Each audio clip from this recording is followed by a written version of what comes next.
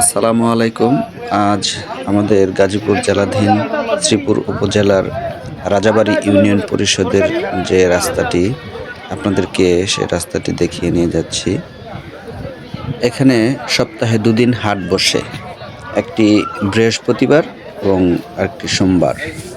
সপ্তাহের এই দুই দিন এই বাজারে প্রচুর জনসমাগম হয় এবং এই ইউনিয়নের বাজার হিসেবে দূর দূরান্ত থেকে বিভিন্ন গ্রাম থেকে আমাদের লোকজন এখানে এসে তাদের প্রয়োজনে কেনাকাটা করে।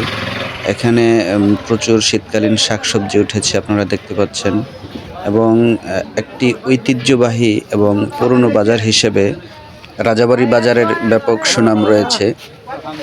গাজীপুর জেলার অন্যতম গরুর বাজারের জন্য রাজাবাড়ী বাজার বিখ্যাত একটি বাজার। তো এই বাজারের পাশ দিয়ে বয়ে চলেছে পারুলী নদী।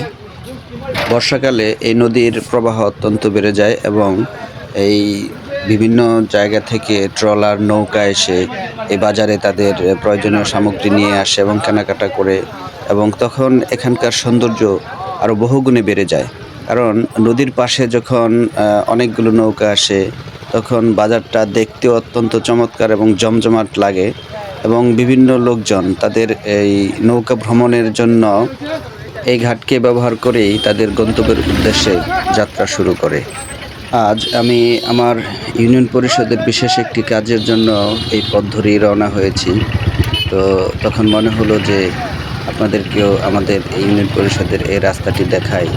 তো বাজার একসময় আরও প্রশস্ত ছিল, কিন্তু ধীরে ধীরে অবকাঠামোগত কিছু উন্নয়নের জন্য আশেপাশে যখন বিভিন্ন স্থানগুলো দখল হয়ে গেছে, তখন হাটের জন্য যে নির্ধারিত স্থান এটা আগের থেকে অনেকটুকুই সংকুচিত হয়ে এসেছে।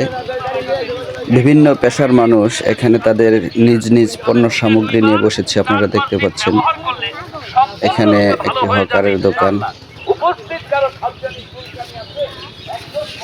দেখতে দেখতে আমি আমার ইউনিয়ন পরিষদের দ্বার প্রান্তে এসে উপস্থিত হয়েছি।